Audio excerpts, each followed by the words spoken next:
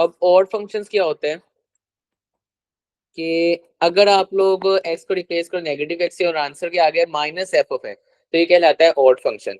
Odd function जो होते हैं वो सिमेट्रिक अबाउट ओरिजिन होते हैं, ठीक हो गया ना। और इसी तरह ना अगर मैं इसकी एग्जांपल्स आप लोगों को कराऊं तो आप लोग देख सकते हो जी f x equals to x का क्यूब, आप लोग इसे जरा माइनस जरा पुट तो करो तो क्या आ जाएगा, माइनस एक्स का क्यूब आ गया, तो आंसर क्या आ जाएगा जी, माइनस एक्स का क्यूब। तो आप लोग लिख सकते हैं इसे जी negative of f of x. तो ये आप लोगों को पता चल गया ये हमारा और फंक्शन है। इसी तरह टेन एक्स आप लोग ले लो, तो टेन एक्स की जगह आप लोग जब नेगेटिव पुट करोगे तो आंसर क्या आ जाएगा, टेन ऑफ माइनस एक्स। तो माइनस शुरू में आ गया, f of minus x equal to minus tan of inverse tan x आ गया। तो यहाँ से आप लोग देखोगे कि रिप्लेस करने से minus F of x answer आया, तो ऑड फंक्शन है। तो इसलिए तो हम कहते हैं टेन टेन हमारा ऑड फंक्शन है, और इसलिए हम लोग कहते हैं कि हमारा जो साइन है वो भी ऑड है, ठीक है ना। साइन ऑड फंक्शन है, टेन ऑड फंक्शन है, ये मैंने आप लोगों से सारे ना चैप्टर नंबर 11 में डिस्कस कर दिए हुए हैं, ठीक है। और इसी तरह ना एक और ऑड फंक्शन के अंदर आप लिखो बात, ऐसा कौन सा फंक्शन है जो ना ऑड भी होता है और इवन भी होता है, बड़ा प्यारा एमसीक्यू है, बहुत मजे का। ऐसा कौन सा फंक्शन है जो एट अ टाइम इवन भी और एट अ टाइम ऑड भी है, तो याद रखना जीरो जो है ना, zero is even and odd. ये इवन भी फंक्शन है और ऑड भी फंक्शन है एट अ टाइम आ गया, ठीक है।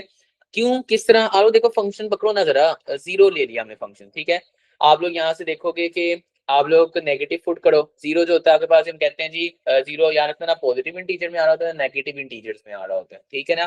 तो इसलिए zero at a time even भी होता है और ऑड भी होता है, ठीक है। तो ये आप लोग का जी एमसीक्यू भी क्लियर हो गया और ऑड फंक्शंस क्लियर हो गए। अब मैं आप लोग को ना डिस्कस करवाता हूँ जी इवन और ऑड देखना इन इम्प्लीसिट फंक्शन में। ये आप लोग की बुक में नहीं आना, ये आप लोग को बुक में नहीं मिलना, और इनमें से एमसीक्यूज आते हैं उससे आप लोगों ने जो सेकंड ईयर में अपनी बुक में पढ़े होते हैं वो सिर्फ आप लोगों ने ना इन एक्सप्लिसिट के लिए पढ़े होते हैं, जो बोर्ड में भी आप लोग करके आते हो। फॉर इम्प्लीसिट अगर मैं बात करूँ ना तो आप लोग यहाँ पर ना इस तरह करके ना बना लो ग्राफ। याद रखना अगर एक्स वाई फंक्शन पड़ा हुआ है, आप लोग वाई को एक्स से रिप्लेस कर दो, एक्स को वाई के रिप्लेस कर दो, ठीक है ना। तो ये याद रखना सिमेट्रिक अबाउट लाइन होता है।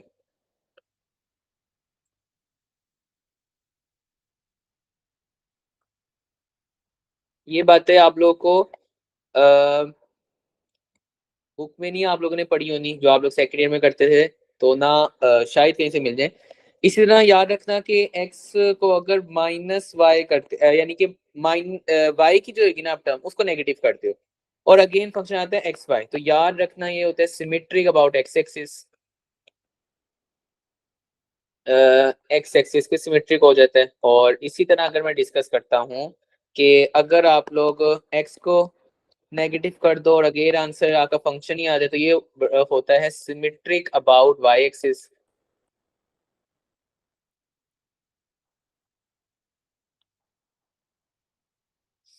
और अगर आप लोग दोनों को रिप्लेस कर दो ना, एक्स को भी नेगेटिव वाई को भी नेगेटिव, और आंसर अगेन यही आ जाए, तो याद रखना सिमेट्रिक अबाउट ओरिजिन।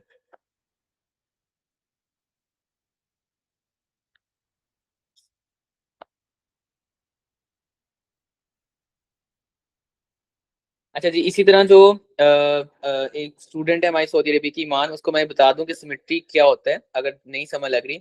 यार ना एक्स एक्सिस से सिमेट्री का मतलब होता है ये आपका एक्स एक्सिस होता है ना, ये एक्स एक्सिस, ठीक है। तो यहाँ पर अगर एक पॉइंट है ना तो उसका फर्स्ट करा के दरमियान मिरर लगा हुआ है, तो यहाँ पर इमेज आ रहा हो ना तो ये हम कहते हैं सिमेट्रिक अबाउट एक्स एक्सिस है। अगर ये वाई एक्सिस आप लोगों को पता है, एक बंदा यहाँ पर खड़ा है और उसका इमेज यहाँ पर आ रहा है, तो सिमेट्रिक अबाउट वाई एक्सिस होता है, ठीक है। और इसी तरह मैं आपको ओरिजिन भी बता देता हूँ, एक बंदा यहाँ पर खड़ा है और इसका इमेज यहाँ पर आ रहा है, तो ये ओरिजिन पर सिमेट्रिक होता है। तो ये तीन बातें असल में जो मैं बार बार डिस्कस कर रहा हूँ, ये वाई एक्सिस पर सिमेट्रिक है और ये एक्स एक्सिस पर सिमेट्रिक है। अच्छा, तो ये आप लोग की बात है इम्प्लीसिट पे ना आप लोगों ने इस तरह करके देखना है, एक्स को माइनस करोगे आंसर वही आ जाए, तो एक्स एक्सिस पर सिमेट्रिक, वो एक्स एक्सिस पर सिमेट्रिक होएगा। वाई एक्सिस को नेगेटिव करोगे, एक्स एक्सिस पर एक्स को नेगेटिव करोगे, वाई एक्सिस पर दोनों को नेगेटिव कर दोगे तो ओरिजिन पर आ गया, ठीक है ना। तो ये बातें जो है ना ये आप लोगों ने देख लेनी है। इसी तरह इसका स्क्रीनशॉट ले लो आप लोग, ये इम्प्लीसिट के लिए था।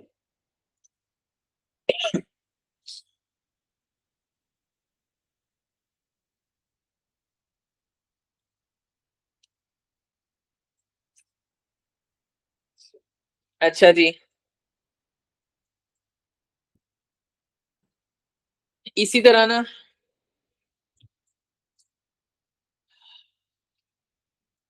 आप लोग को अपना मैं डिफरेंट तरह के क्वेश्चन बता दूं, तो उससे तरह से मैं और एमसीक्यू निकालता हूँ। आप लोग से अगर कह दे फंक्शन दे दे आप लोग को f of x is equal to x का स्क्वायर माइनस एक्स, वो आप लोग कह दे कि आप लोग कैलकुलेट करो एफ ऑफ टू। आप लोग को पता है आप लोग क्या करते थे, एक्स में जाकर टू पुट कर देते, तो f of two is equal to two का स्क्वायर फोर माइनस टू, तो आंसर कितना आ गया टू। ठीक है, तो सिर्फ आपने करना है जहां जहां पर एक्स है वहां वहां पर जाकर टू पुट कर देने।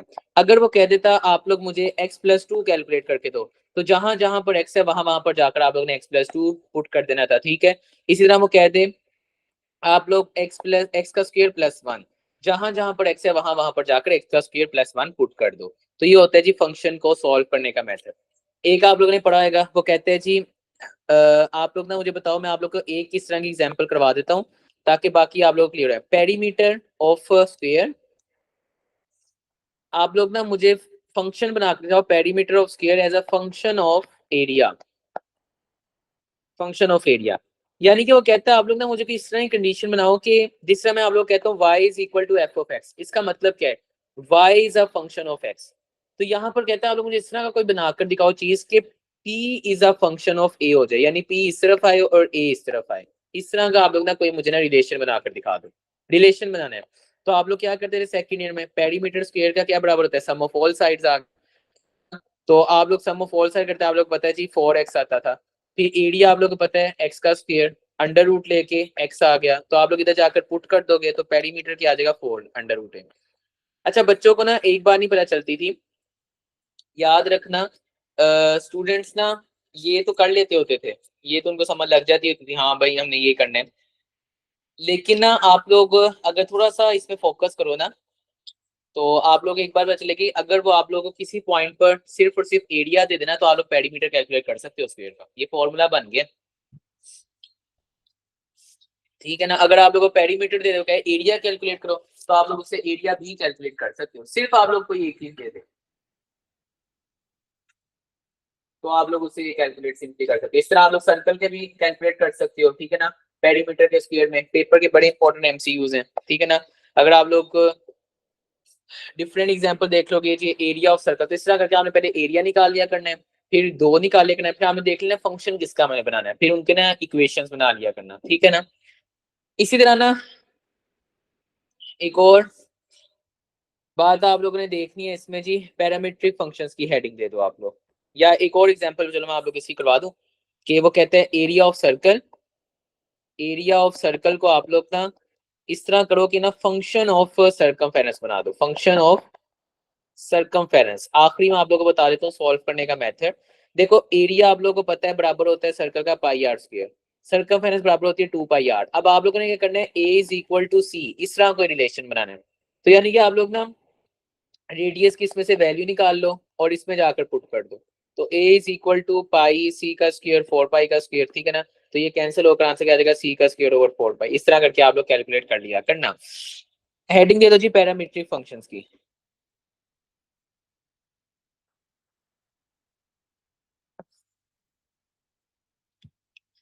अब पैरामीट्रिक फंक्शंस क्या होते हैं, देखो जिस तरह मैंने कहा y is a function of x, अब y x पर डिपेंड कर रहा है। ठीक है ना, लेकिन अगर मैं इस तरह कह दूं कि x इज इक्वल टू 80 का स्क्वायर और y इज इक्वल टू 280, यानी x किसी एक वेरिएबल पर डिपेंड कर रहा है और y जो है ना वो किसी उसी वेरिएबल पर डिपेंड कर रहा है, यानी x भी एक वेरिएबल पर डिपेंड कर रहा है, y भी एक वेरिएबल पर डिपेंड कर रहा है।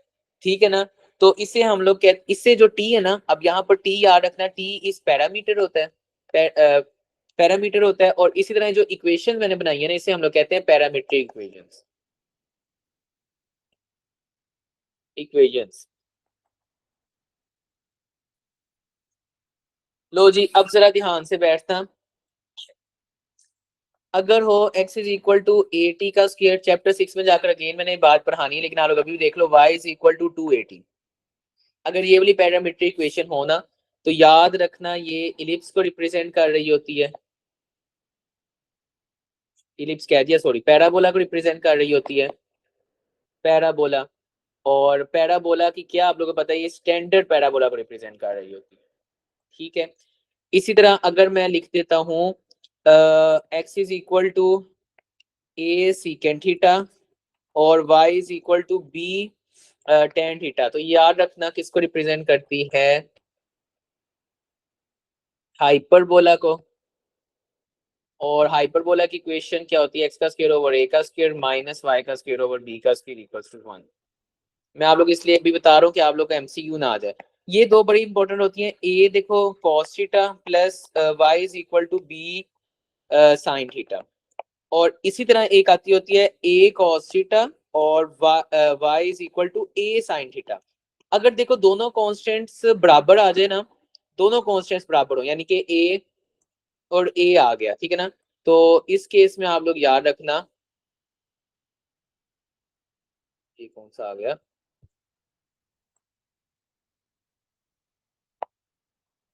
इस केस में आप लोग याद रखना ये ना सर्कल को रिप्रेजेंट करते हैं, और सर्कल क्या होता है, एक्स का स्क्वायर प्लस वाई का स्क्वायर इक्वल्स टू ए का स्क्वायर। और ये वाला जो होता है ना, ये इलिप्स को रिप्रेजेंट करते हैं, और इलिप्स क्या होता है, एक्स का स्क्वायर ओवर ए का स्क्वायर प्लस वाई का स्क्वायर ओवर बी का स्क्वायर। ये पेपर में एक एमसीक्यू में से आ सकता है।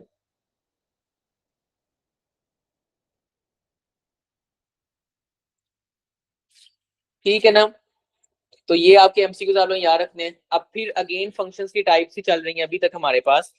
अब फंक्शन की टाइप आ गई एक्सपोनेंशियल फंक्शंस।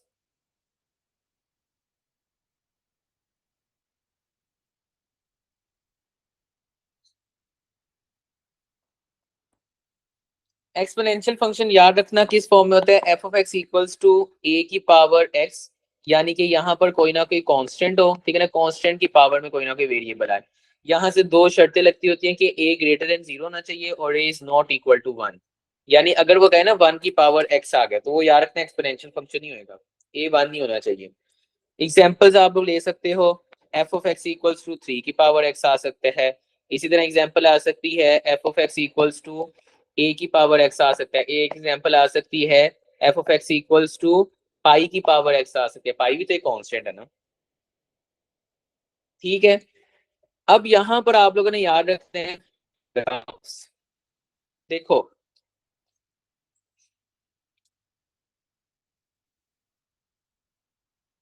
जो, अगर मैं डिस्कस करूँ ना, f of x equals to e की पावर एक्स, इसका ग्राफ क्या आएगा, तो वो आप लोगों ने याद रखना है कि इस एक्सपोनेंशियल का जो होता है ना ग्राफ, वो इस तरह से करके बनता होता है, ये सिचुएशन। और इसी तरह अगर मैं आप लोगों के साथ डिस्कस करूं एक्सपोनेंशियल फंक्शन का f of x equals to इसके साथ, तो याद रखना वो क्या ग्राफ बनता होता है, वो ये वाला ग्राफ। यानी ये क्या समझ लग रही है, ग्राफ ऑफ एक्सपोनेंशियल फंक्शन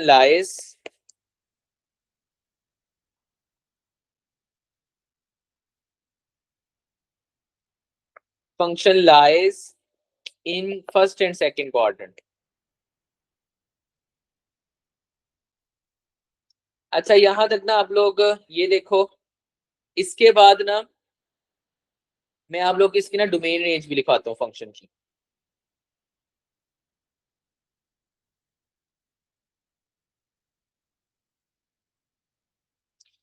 लो जी, इसकी हम डोमेन रेंज भी देखते हैं। देखना, आप लोगों ने मुझे बताना है डोमेन। देखो डोमेन क्या है, देखो आप लोग डोमेन में जो मर्जी डालते जा रहे हो, डोमेन में तो आपको कोई रिस्ट्रिक्शन ही नहीं लगी हुई।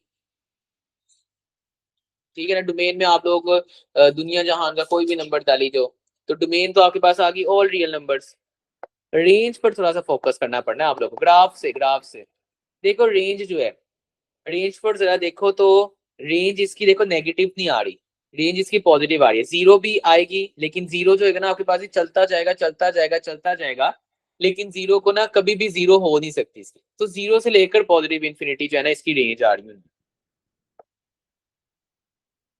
ठीक है ना, ये सारी बातें बड़ी इंपॉर्टेंट है। नेक्स्ट मैं आप लोग को एक और डिस्कस कर दूं, और इसमें जो एनईटी में एमसीक्यू आया था ना, वो भी आप लोग के साथ डिस्कस करूंगा, लोगरिथम फंक्शन।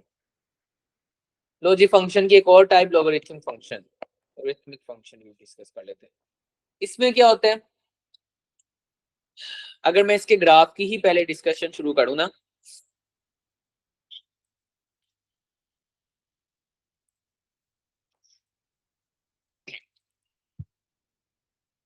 पहले चलो इसकी टर्म भी लिख देते हैं जी। ये होता है जी लॉग ऑफ एक्स, इस तरह करके हम लिखते होते हैं, ठीक है ना। अगर मैं इसकी, मेरा मेन मकसद है ग्राफ डिस्कस कराना। अगर मैं इसके ग्राफ डिस्कस, तो लॉग का ग्राफ जो होता है ना वो इस तरह से करके बनता होता है। यानी कि क्या आप लोगों को समझ लग रही है कि graph is in first and fourth quadrant, ये पेपर के एमसीक्यू है, ठीक है ना। इसका ग्राफ फर्स्ट और फोर्थ क्वाड्रेंट में लाई कर रहा होता है। और आप लोग क्या देख सकते हो कि आ, इसकी जो डोमेन होती है, डोमेन, आप लोग डोमेन देखो, आप लोग क्या इसके ने पुट कर रहे हो, आप लोग नेगेटिव नंबर नहीं पुट कर रहे। और जो इसकी रेंज आ रही है वो आप लोग देख सकते हो जी, ऑल रियल नंबर्स आ रही है, पॉजिटिव नेगेटिव इन्फिनिटी से पॉजिटिव इन्फिनिटी आ गया, ठीक है ना। और फिर अगर मैं आप लोग को एक और बार यहाँ पर डिस्कस करवा दूं कि याद रखना y is equal to log of zero कह दे क्या होता है, तो याद रखना ये बात अनडिफाइन होती है। नॉट पॉसिबल कह दे, अनडिफाइंड कह दे, मीनिंगलेस कह दे, डिफरेंट लफ्जों को यूज कर सकते हैं। एनईटी का एक एमसीक्यू बताऊं या कल टेस्ट में दे दूं? कल टेस्ट में दे दूंगा, कल टेस्ट में देते हैं।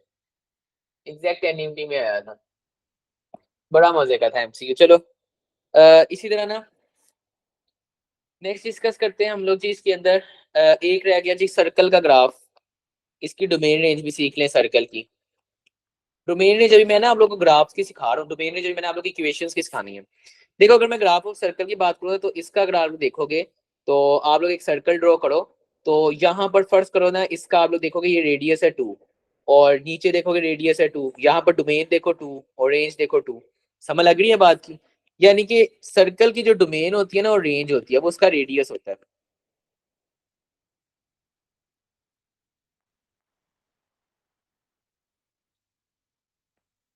याद रखना जी, डिपेंड ऑन रेडियस, ठीक है ना ये बात। देखो अगर वो कहते हैं एक्स का स्क्वायर प्लस वाई का स्क्वायर इज इक्वल टू 4, आप लोग समझ लगे हाँ ए का स्क्वायर असल में 2 आना है, 2 जो है इसका ये रेडियस है, तो यहाँ पर -2 से लेकर 2 तक जो है ना इसकी ग्राफ होना है, रेंज होनी है, डोमेन होनी है, ठीक है ना। ये थे आप लोग के पास ये सारे फंक्शन जो मैंने यहाँ पर आप लोगों को ना डिस्कस करवा दिए। आप लोग की यहाँ से वो आप लोगों को डिफरेंट ग्राफ हो सकता है, ई की पावर 2x का ग्राफ क्या आएगा वो आप लोग देख लेना, इस तरह करके ग्राफ बन जाएगा, ठीक है ना। वो आप कहते हैं एक्स का स्क्वायर प्लस वाई का स्क्वायर इज इक्वल टू 9, ये कौन सा ग्राफ बना रहा है आपको बताइए, सर्कल का ग्राफ बना रहा है।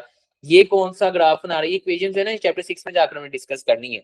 ये ग्राफ जो है ये इलिप्स का बन रहा है, ये ग्राफ जो है ये हाइपरबोला का बन रहा है, ये सारी बातें चैप्टर 1 की है, चैप्टर 6 की है सॉरी। तो आप लोग की यहाँ से 1.1 अब तक और 1.5 जो है ना वो कंप्लीट होगी हुई है, ठीक है। इसके बाद जो है ना वो आप लोग के पास ना एक हमने कॉन्सेप्ट डिस्कस करना है जी, हाइपरबोलिक फंक्शंस।